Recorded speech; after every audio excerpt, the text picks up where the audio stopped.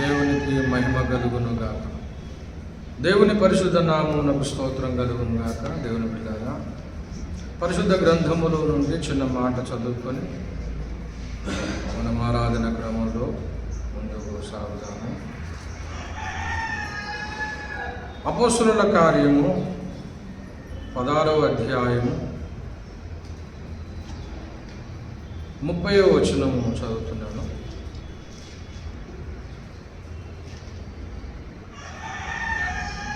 వారిని వెలుపలకు తీసుకొని వచ్చి, అయ్యలారా, రక్షణ పొందుటకు నేనేమి చేయవలెనని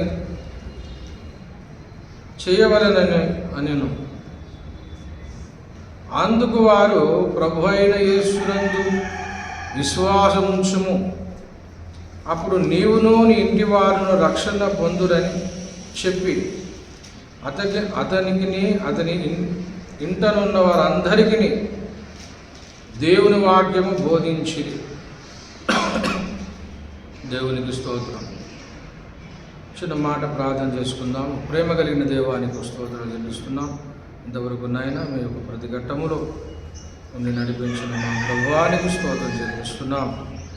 ప్రభువా, ప్రతి విషయంలో కృప చూపి నడిపించావు నాయన. అయానికి స్తోత్రం. తండ్రి, మొదటి సందేశంలో, పాటలలో, శుభరీక్షలో, ఆరాధనలో నాయన, అయ్యా రుచి కార్యక్రమంలో నాయన నీ పరిశుద్ధ శరీరత్వను పాల్గొనే కృపను నాయన మాకు అనుగ్రహించావు. అయానికి స్తోత్రాలు నాయన. ప్రభువా, అయ్యా కానుకలలో నాయన మీరు మహింపొందని పొందిన చెల్లిస్తున్నాం. గొప్ప దేవానికి స్తోత్రాలు ప్రభువా. అయ్యా అన్ని విషయాల్లో నాయన మాకు సాయం చేసి నడిపించిన పరిశుద్ధాత్మ దేవ, ఇప్పుడు నాయన నీ మాటను పెట్టి అయ్యా నాతో మాతో అందరితో మీరు మాట్లాడి అయ్యా మమ్మల్ని దీవించి పంపించమని ప్రార్థిస్తున్నాం. ప్రభువా, పరిశుద్ధాత్మ దేవ, సహాయం తెచ్చింది యేసునామములో మా పరమ తండ్రి, ఆమేన్. దేవుని పరిశుద్ధ నామమునకు స్తోత్రము. దేవుని బిడ్డలారా, చదవబడిన లేఖన భాగములో వారిని వెలుపలకు తీసుకొని వచ్చి, అయ్యలారా, రక్షణ పొందుటకు నేనేమి చెయ్యవలెనని అని అడుగుతా ఉన్నారు. మేమేమి చేయాలని వాళ్ళు అడుగుతూ ఉన్నారు. మేమేమి చేయవలెనను అని అడుగుతూ ఉన్నారు. దేవుని బిడ్డలారా, వారిని వెలుపలకు తీసుకొని వచ్చి, ఎవరిని అనగా 23వ వచనము చూడండి. వారు చాలా దెబ్బలు కొట్టి వారిని చెరసాలలో వేసి భద్రముగా కనిపెట్టవలన చెరసాల నాయకులాగిన ఆపించుడు. దేవుని బిడ్డలారా, చెరసాలలో వేయబడిన వారు మనకు కనబడతా ఉన్నారు. దేవుని బిడ్డలారా,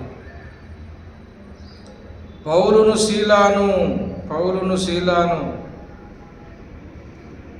మరి చెరసాలలో వేయడం అనేది జరిగినది. దేవుని బిడ్డలారా, పౌలు శీలాను చెరసాలలో వేయడము ఇక్కడ మనము ఈ అధ్యాయంలో చూస్తాం.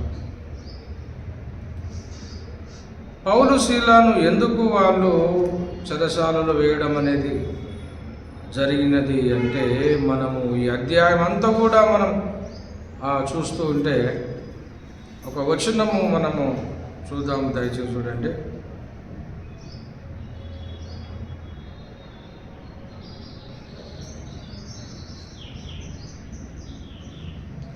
పదహారవ వచనం. మేము ప్రార్థన స్థలము వెలుచుండగా పుతోను అను దయ్యము పట్టినదైన సోదె చెప్పుటకు చేత తన యజమానుడు బహులాభము సంపాదించుతున్న యొక్క చిన్నది మాకు ఎదురుగా వచ్చింది. ఆమె పౌలును మమ్మును వెంబడించి, ఈ మనుషులు సర్వోన్నతుడైన దేవుని దాసులు, వీరు మాకు రక్షణ మార్గం ప్రచురించువారై ఉన్నారని కేకులు వేసి చెప్పాను. ఆమె ఈలాగు అనేక దినములు చేయుచుండెను గనక పౌలు వ్యాకులపడి దానివైపు తిరిగి, నువ్వు ఈమెను వదిలిపోమ్మని యేసుక్రీస్తు నామమున ఆజ్ఞాపించుచున్నామని ఆ దయ్యముతో చెప్పాను. వెంటనే అది ఆమెను వదిలిపోయాను.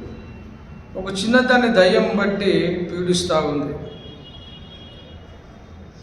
పట్టించుకోలేడు పౌలు గారు. అయినా వెంబడించి వీరు సర్వోన్నతమైన దేవుని కుమారులు అని అతనిని మరి శోధిస్తూ ఉంది. సర్వోన్నతమైన దేవుని దాసులని ఈ దయ్యం పట్టిన చిన్నది చెప్తూ ఉన్నప్పుడు పౌలు ఎందుకు పట్టించుకోలేదు? దయ్యం చెప్తున్న మాట ఏంటి? వీళ్ళు సర్వోన్నతమైన దేవుని దాసులనే చెప్తుంది. అయినా పౌలు పట్టించుకోలేదు. ఎందుకోసము అంటే దయ్యము చెప్పిన సాక్ష్యం మాకు అవసరం లేదని పౌలు యొక్క ఉద్దేశం. దయ్యం చెప్పిన సాక్ష్యం మాకు అవసరం లేదు. దయ్యాలు కూడా వణుకుతున్నాయి, భయపడుతున్నాయి, కానీ వాటి సాక్ష్యం మాకు అవసరం లేదని పౌలు ఉద్దేశం. కనుక దేవుని బిడ్డలారా, అలాగున జరిగినప్పుడు మరి 19వ వచనం, ఆమె యజమానులు, అసలు ఇదంతా చేపిస్తున్న ఒక యజమానులు అనేవారు ఉన్నారు.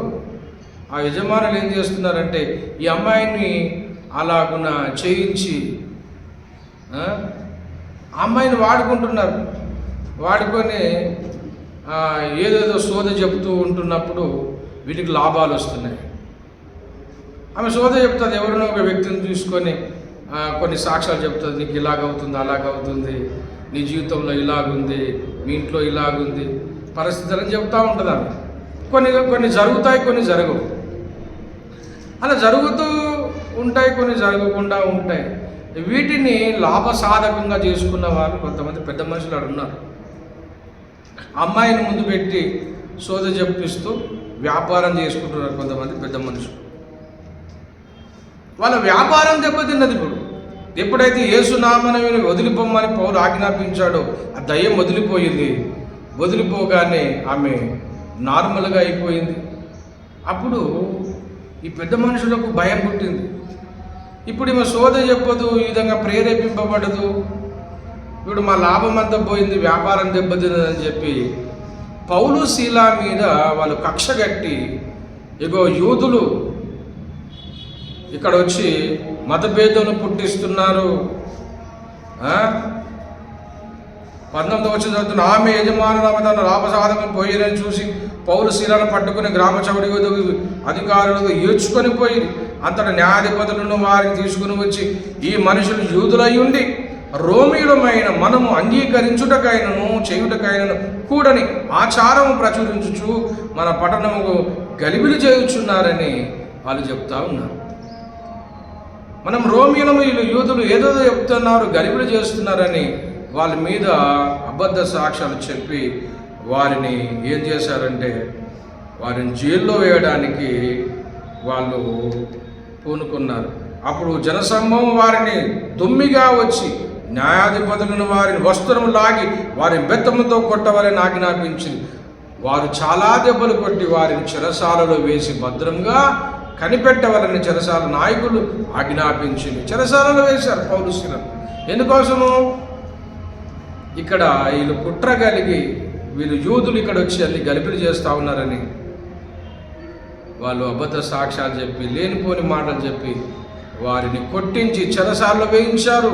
అప్పుడున్న మరి అక్కడున్న రోమా ప్రజలు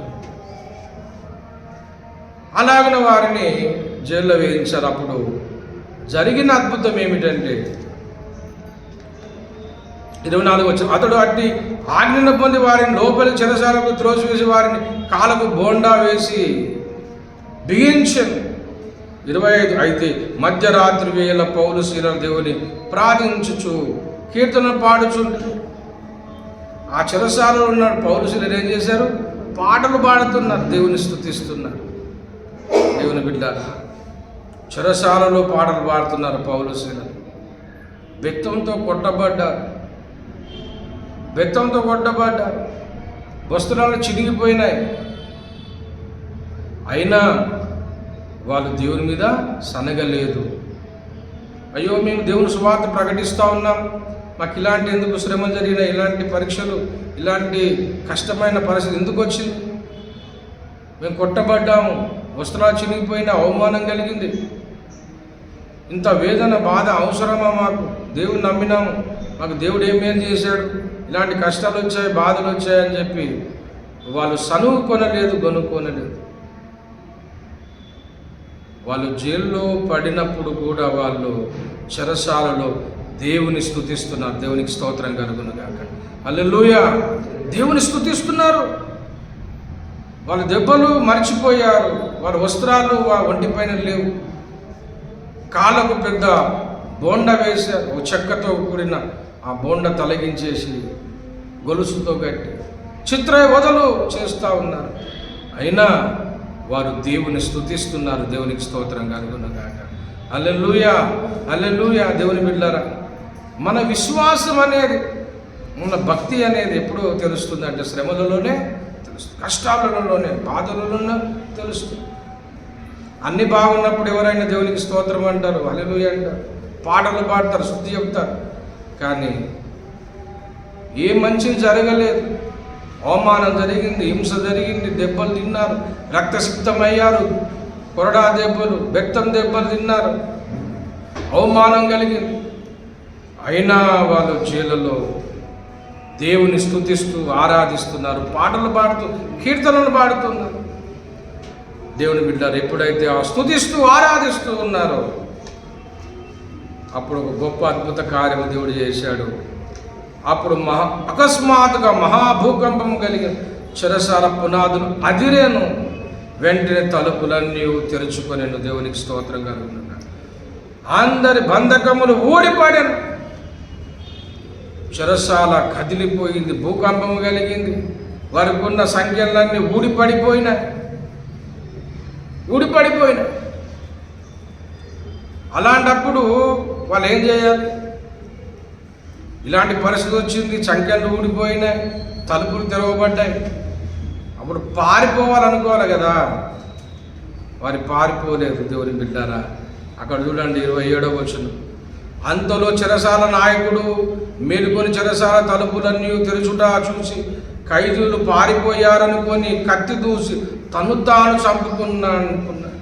చెరసాల బద్దలైపోయింది, ఇక్కడ ఉన్న ఖైదీలందరూ పారిపోయారు, ఇప్పుడు అధికారులు నన్ను చంపేస్తారు అని చెప్పి అధికారుల దగ్గర పోకమనిపోయి నన్ను నేను హత్య చేసుకుంటాను, ఆత్మహత్య చేసుకుంటాను, నువ్వేం కావాలి కాస్తావు, జైలు ఉన్న ఖైదీలు లేరు, ఏమైపోయారని ఇతని మీదకి అధికారులు శిక్ష వేస్తారు అని చెప్పి భయపడి తను తానే పొడుచుకుందాం అనుకున్నాడు ఒక అధికారి. దేవుని బిడ్డారా, తను తాను చంపుకొని పోయాడు. అప్పుడు 28వ వచనం అంటాడు, అప్పుడు పౌలు, నువ్వు ఏ హానియో చేసుకొనవద్దు, మేమందరం ఇక్కడనే ఉన్నామని బిగ్గరగా చెప్పాడు.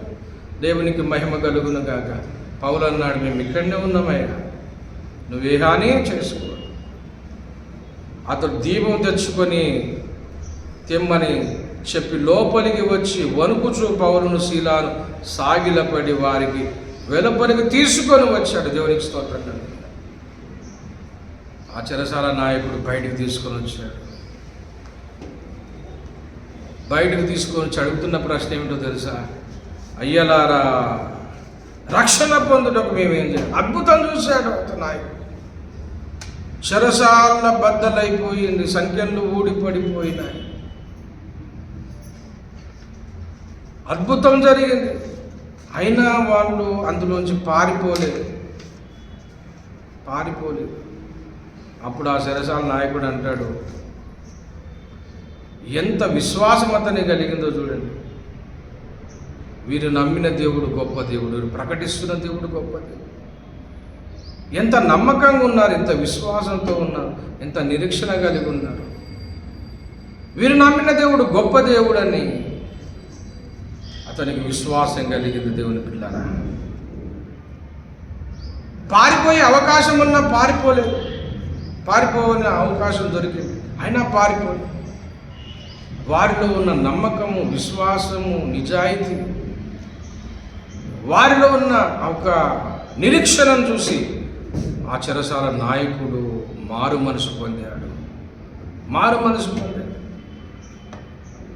మనసు పొంది అంటున్నాడు, అయ్యలారా రక్షణ పొందుటకు మేమేమి చేయవలెను? మనం చదివిన మూల వాక్యములు అంటాడు, మనం ఏం చేయాలి, మేమేం చేయాలి చెప్పండి. రక్షణ పొందుటకు మేమేం చేయాలి అని అంటున్నాడు. దేవుని బిడ్డలారా, ఈనాడు మనము నమ్మిన దేవుని పట్ల మనకున్న విశ్వాసం, నిరీక్షణ, భక్తి, నిజాయితీ, సాక్ష్యం మనము అనేకులకు ఒక సాక్షార్థముగా ఉండాలి.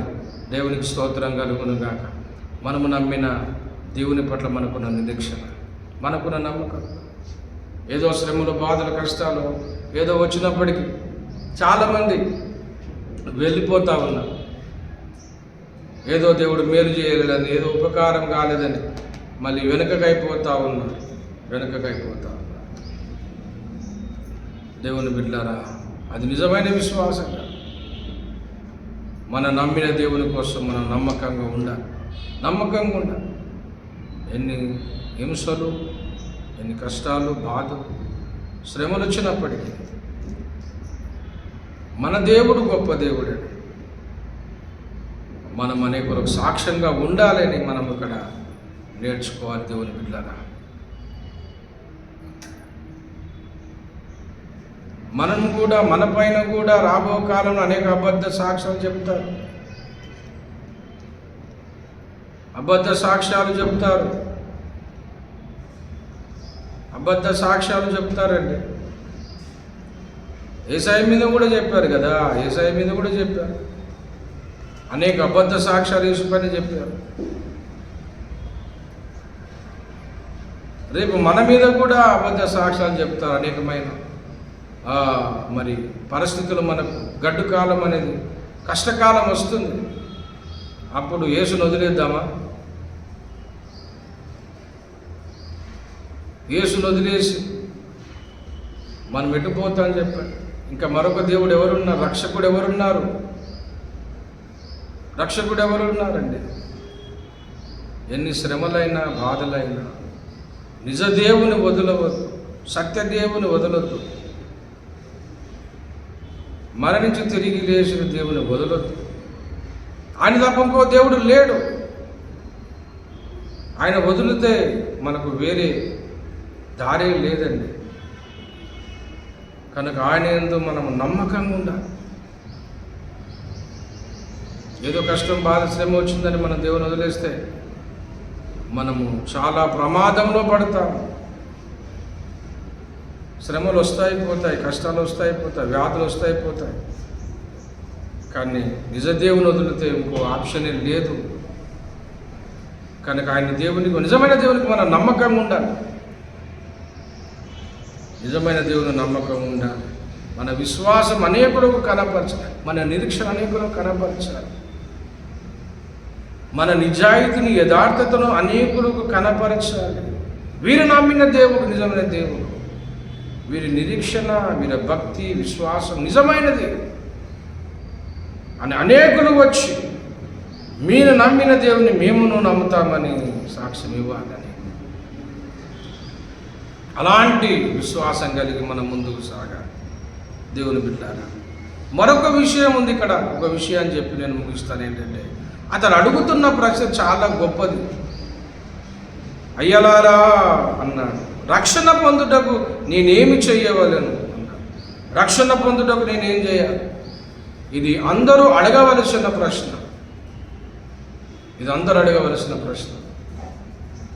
రక్షణ పొందుటకు నేనేం చేయాలి? ఈ ప్రశ్న అందరూ అడగాలి. ఇది అడిగిన వారే జ్ఞానవంతులు, తెలివివంతులు. ఈ ప్రశ్న అడిగిన వారే యథార్థవంతులు. ఇది అడిగిన వారే భక్తులు. ఈ ప్రశ్న అడిగిన వారే వివేకవంతులు, జ్ఞానవంతులు. రక్షణ పొందుటకు మేమేం చేయాలని ప్రశ్న అడిగారు. ఇది అడగకపోవడము మూర్ఖత్వం. ఈ ప్రశ్న అడగకపోవడము అజ్ఞానం.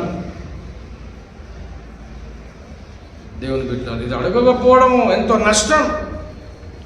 రక్షణ పొందాలి, మేము రక్షింపబడాలి. మా ఆత్మకు రక్షణ కావాలి. రక్షణ రక్షణ కావాలని అడిగాడు. రక్షణ పొందుటకు మేమేమి చేయాలి అన్న. దేవుని బిడ్డారా, మనిషికి రక్షణ అవసరం. మనిషికి రక్షణ అవసరం. మనిషికి రక్షణ అవసరం. మనిషికి రక్షణ అనేది చాలా చాలా అవసరము దేవుని బిడ్డ. ఈ రక్షణ ఒకటి లేకపోతే మనకు ఎంతో ప్రమాదం ఉంది. ఎన్ని ఉన్నా లోకంలో ఆస్తుపాస్తులు, పేరు ప్రతిష్టలు ఎన్ని ఉన్నప్పటికీ కూడా ఈ లోకం విడిచిన తర్వాత మనకు రక్షణ అనేది దొరకాలి అంటే ఆ మార్గం ఏదో మనం తెలుసుకోవాలి. అదొక్కటి మనం వదులుకుంటే మనకు ఎన్ని కలిగి ఉన్నా వ్యర్థమైపోతుంది దేవుని బిడ్డారా. అసలు సిసలైన ప్రశ్న ఆయన అడిగాడు, అయ్యా మేము రక్షణ పొందుటకు ఏం చేయాలి? ఈ లోకం విడిచిన తర్వాత మేము ఎక్కడ వెళ్తాం? నేను పాపినని నాకు అర్థమవుతుంది, నాలో పాపం ఉన్నదని అర్థమవుతుంది. ఎన్ని పూజలు, పునస్కారాలు, వ్రతాలు చేసినా నాలో ఉన్న పాపము పోవడం అసాధ్యం. నాలో ఉన్న పాపం ఎలా పరిహారం అవుతుంది? నా ఆత్మకి ఎలా రక్షణ వస్తుంది? ఈ లోకం విడిచిన తర్వాత నేను దేవుని యొద్దకు చేరడానికి మార్గం ఏంటి? నేను దేవుని దగ్గర ఉండాలి అంటే నేను చేయాల్సిన పని ఏంటి అనే ప్రశ్న అడగడము చాలా చాలా జ్ఞానవంతమైన ప్రశ్న. ఇది అడగాలి ప్రతి మనిషి. మాయలో బ్రతకొద్దు, భ్రమలో బ్రతకొద్దు, ఆచారాలలో బ్రతకొద్దు, ఆచారాలను బ్రతకొద్దు. మా తాత ముత్తాతలు అలాగ బ్రతుకుతున్నారు, మేము అలాగ బ్రతుకుతామని ఆ ఆచారంలో బ్రతకొద్దు. నిజమైన దేవుడు ఎవరు అసలు? ఆ దేవుని చేరుకోవడానికి మార్గం ఏంటి? నాలో పాపం పోవడానికి పరిష్కారం ఏంటి అనేది అడిగిన వాడే జ్ఞానవంతుడు. ఆ ప్రశ్న అడిగాడు కదా, అయ్యా మేము రక్షణ పొందాలి, నాకు రక్షణ, నా ఆత్మకు రక్షణ కావాలి, నేనేం చేయాలని అడిగాడు.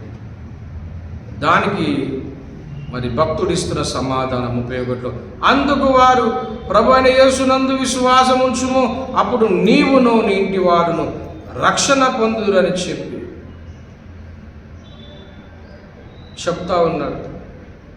ప్రభు అయిన యేసునందు విశ్వాసం ఉంచు, యేసు ప్రభుల వారి యందు విశ్వాసం ఉంచు, ఆయన యందు విశ్వాసం ఉంచితే నువ్వు రక్షింపబడుతావు.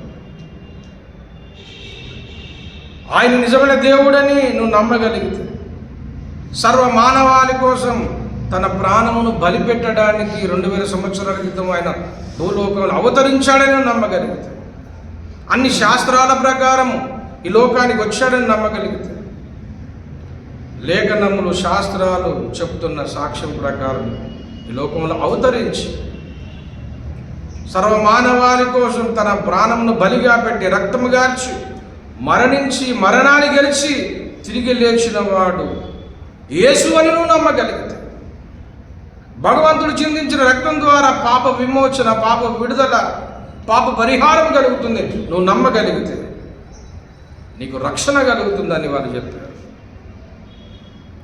దేవతలు దేవుళ్ళు అనబడిన వారు ఎంతోమంది ఉండొచ్చు,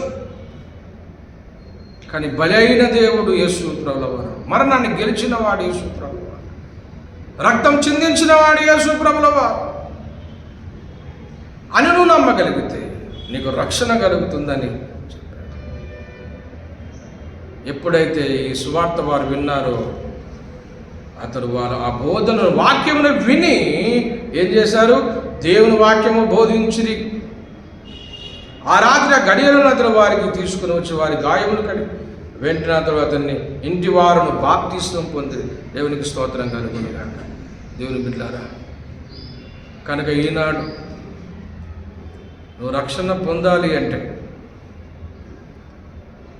దేవుని తెలుసుకోవాలి, నిజ దేవుని తెలుసుకోవాలి, నిజ దేవుని తెలుసుకోవాలి. నిజ దేవుని తెలుసుకోగలిగితే ఆయన నిన్ను రక్షణిస్తాడు, రక్షింపగలుగుతాడు. నీకు రక్షణ కలుగుతుంది. నీకు రక్షణ కలుగుతుంది దేవుని బిడ్డారా. కనుక ఈ దినమున యేసునందు నువ్వు విశ్వాసం ఉంచగలిగితే నువ్వు పొందిన రక్షణ నీకును ఇంటికి కూడా చెందుతుంది. నిజదేవుని నువ్వు గ్రహించగలిగితే, నిజదేవుని నువ్వు తెలుసుకోగలిగితే ఈ దినమున నీకు క్షేమము, ఆశీర్వాదం కలుగుతుంది. నీకు నీ కుటుంబానికి రక్షణ కలుగుతుంది. కనుక ఈ మాటలు గ్రహించి యేసునందు విశ్వాసం ఉంచండి, దీవించబడండి, ఆశ్రయించబడండి. రక్షణ మార్గములో, మోక్ష మార్గములో మీకు కలుగుతుంది. దేవుడు అట్టి కృప మీకు అనుగ్రహించునుగాక. ప్రార్థన చేసుకుందాం తనలో వచ్చి. ప్రేమ కలిగిన మా పరిశుద్ధ పరమ తండ్రి యేసయ్యానికి స్తోత్రం చెల్లిస్తున్నాను. చెప్పబడిన వాక్యము తండ్రి అయ్యా అందరిలో నాయన ఫలింపజేయండి, కృప చూపించండి. అందరితో మీరు మాట్లాడమని ప్రార్థిస్తూ మహిమ ఘనత ప్రభావాన్ని నాకు చెల్లించుకోండి. యేసునామమున అడిగి వేడుకుంటున్నా మా పరమ తండ్రి, ఆమేన్. తండ్రి దేవుని ప్రేమ, కుమారుని యొక్క కృప, పరిశుద్ధాత్మ సన్నిధి పొడవును మనకును భూలోకమందున సకల భక్త కోటి సదాకాలం తోడై ఉండును గాక. ఆమేన్, ఆమేన్.